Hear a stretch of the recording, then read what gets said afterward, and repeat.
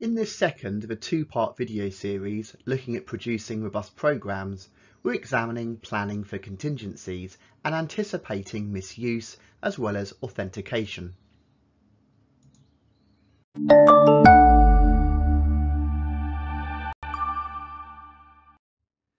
There are many things that can go wrong whilst a program is executing that perhaps can't always be foreseen when the program is written. One example is division by zero. In mathematics, there is no number which, when divided by zero, returns a number. Therefore, the arithmetic logic unit cannot compute a division by zero. See what happens if you try and divide a number by zero using your calculator. In this code, we see num equals 0 and average equals the total divided by num. This line of code, while syntactically correct, will potentially crash the program. A programmer should always check that a variable is not 0 before attempting a division. This can be achieved with a simple if statement, as shown here. Programs can also experience communication errors. Online systems require connections to host servers, and if the connection is dropped, unable to be established, or if the server is overloaded, it could potentially cause a program to crash or hang when it's loading and saving data. A programmer should always enable the user to cancel requests or for them to fail gracefully, reporting a connection error. The program may be able to automatically resume when the connection is available again.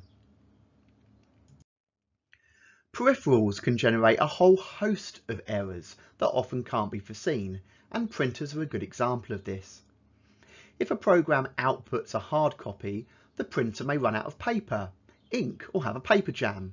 The programmer should not assume that an output to a printer was successful and always have the option to reprint. For example, in a supermarket, if you're trying to get a receipt for goods you've purchased and suddenly the printer is unable to print your receipt, you'd want to have the option to be able to reprint. Disks are also notorious for generating errors. Programs that read and write to files need to handle many types of exceptions. For example, the file or folder is not being found when you're attempting to read data in. Perhaps the user has accidentally deleted the file. The disk may run out of space when you're expecting to save data, and although today that might not happen very frequently, it should still be planned for, otherwise the program could crash. The data you're reading in may be corrupt, either because the corruption happened when the data was saved, or perhaps the user opened the file and manually attempted to change some data within it. The end of the file may also have been reached when you're reading in lots of records from a file, and so the programmer needs to know when the end of the file is reached. Otherwise, it will generate an error because subsequent records can't be found. Robust programs will handle all these situations by checking files and data before attempting to use them for further processing. The data used by systems needs to be kept secure, and this can be achieved in a number of ways. The most obvious is using username and passwords to prevent unauthorized access to systems. But what if the user forgets the username and password?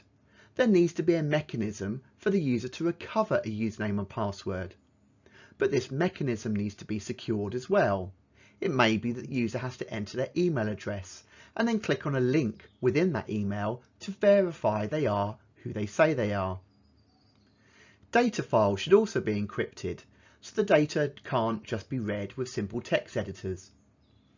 Online bots are able to submit data automatically to forms, and this can be protected against using software such as reCAPTCHA that verifies a user is human. Programmers should also be aware of the potential for SQL injection hacks and other methods used by hackers to access data.